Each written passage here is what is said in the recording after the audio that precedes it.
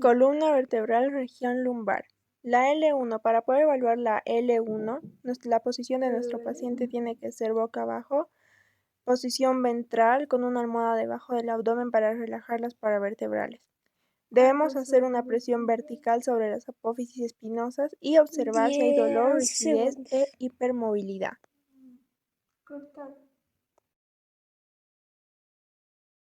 Para evaluar la L2, la posición de nuestro paciente tiene que ser posición ventral, boca abajo, piernas extendidas y relajadas. Se debe realizar una ligera presión para poder detectar bloqueo articular o dolor irradiado hacia el músculo anterior. Debe realizar 2 movimientos de manera activa, como la extensión lumbar moderada y una inclinación lateral hacia ambos lados. Y acá se va a ver si hay dolor colateral o un dolor ipsilateral con presión facetaria.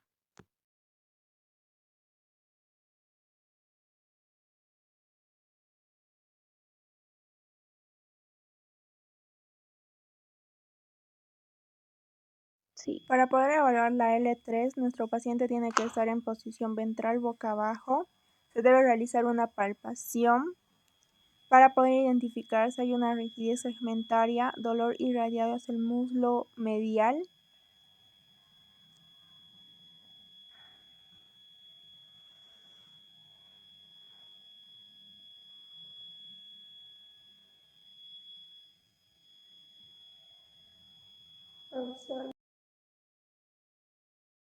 Para poder evaluar la L4, pedimos a nuestro paciente que esté en bípedo para poder realizar 2 movimientos activos, como una inclinación lateral donde se va a presentar un dolor medial, irritación del nervio L4 y una extensión lumbar fuerte.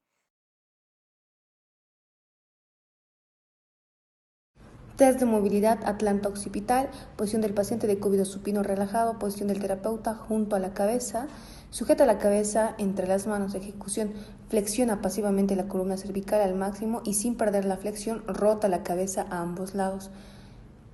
Y el resultado, si es menos de 44 grados de rotación o dolor en la rotación, sugiere disfunción atlanta-axial.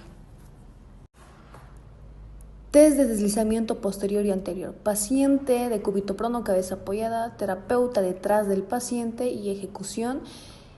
Con los dedos de la mano hacemos una presión posterior-anterior sobre las apófisis espinosas cervicales, observando el rango y la resistencia. Resultados: si hay una sensación anormal de resistencia, el rango es limitado, o es una producción del dolor que indican una disfunción intervertebral. De movilidad pasiva cervical, posición del paciente de cúbito supino, relajado con los brazos apoyados, posición del terapeuta detrás del paciente, con las manos sobre la cabeza para movilizar el cuello. Dentro de la ejecución, el terapeuta realiza movimientos suaves como la flexión, extensión, inclinación y rotación de cuello, movilizando pasivamente las vértebras cervicales sin que el paciente ayude.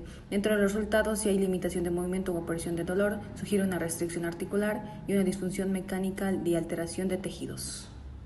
Test de Spurling, posición del paciente sentado con la cabeza inclinada hacia el lado sintomático, posición del terapeuta de pie detrás del paciente, coloca ambas manos en la parte superior de la cabeza. Dentro de lo que es la ejecución, el terapeuta aplica compresión axial, mientras la cabeza del paciente está extendida y rotada hacia el lado afectado. Resultado: si hay dolor irradiado, significa una posible radiculopatía cervical. Test de distracción cervical, paciente sentado con la cabeza en posición neutra, terapeuta detrás del paciente. Aplicamos una tracción suave alargando el cuello y si hay dolor radicular indica una compresión nerviosa por patología cervical. Test de compresión axial, paciente sentado con la cabeza en posición neutra, posición del terapeuta de pie detrás del paciente, coloca ambas manos sobre la cabeza y ejecución, aplica una presión axial hacia abajo sin añadir rotación ni inclinación. Resultados: dolor cervical irradiado al miembro superior, sugiere un compromiso distal o facetas articulares. Test de deslizamiento posterior y anterior. Paciente de cúbito prono, cabeza apoyada, terapeuta detrás del paciente y ejecución.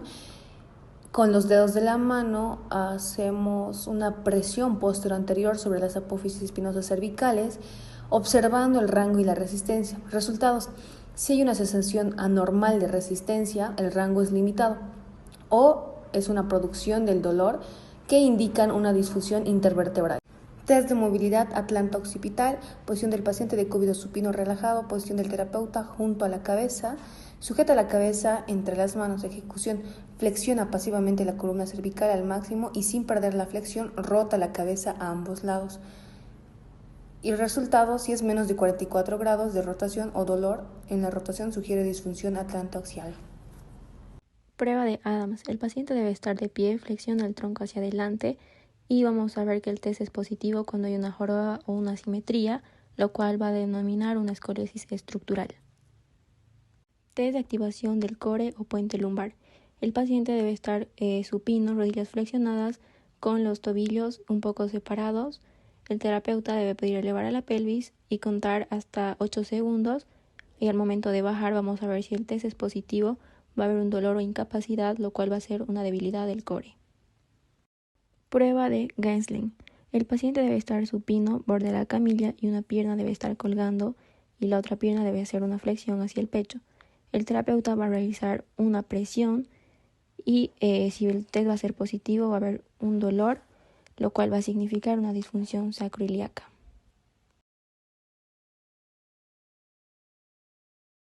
Marcha de Gillette. El paciente debe estar de pie y el terapeuta debe colocar los pulgares en la espina ilíaca posterior superior y va a pedir al paciente flexionar una pierna y luego la otra.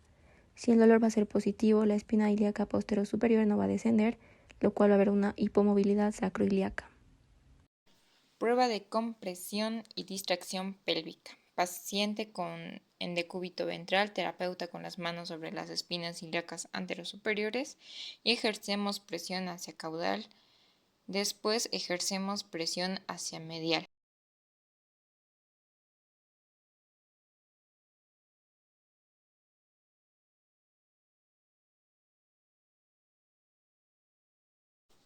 Test de evaluación de pierna. Paciente en decúbito ventral. Terapeuta coloca la mano más distal a nivel del tobillo del paciente y la mano proximal, evitando que el paciente haga una flexión de rodilla. El objetivo de esta prueba es evaluar el estado del nervio ciático y el compromiso en diferentes niveles.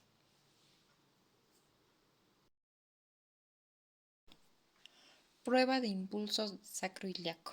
Paciente de cúbito ventral, terapeuta hacia el lado que va a evaluar.